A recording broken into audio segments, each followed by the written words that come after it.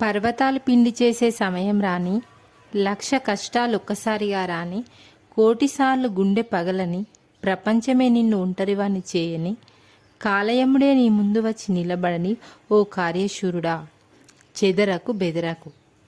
నీ వద్ద అద్భుతమైన ఆయుధం ఉంది, అదే నీ ఆత్మవిశ్వాసం.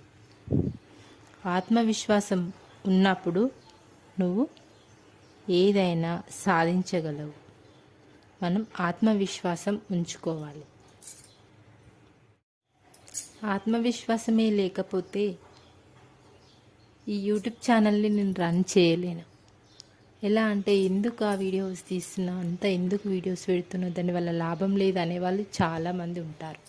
కానీ మన ఆత్మవిశ్వాసం, మన నమ్మకం, ఏ రోజుకైనా మనం గెలుస్తాం, ఏ రోజుకైనా విజయం సాధిస్తామనే నమ్మకం, అదే ఆత్మవిశ్వాసం మనలో ఉంది కాబట్టే చేయగలుగుతున్నాం.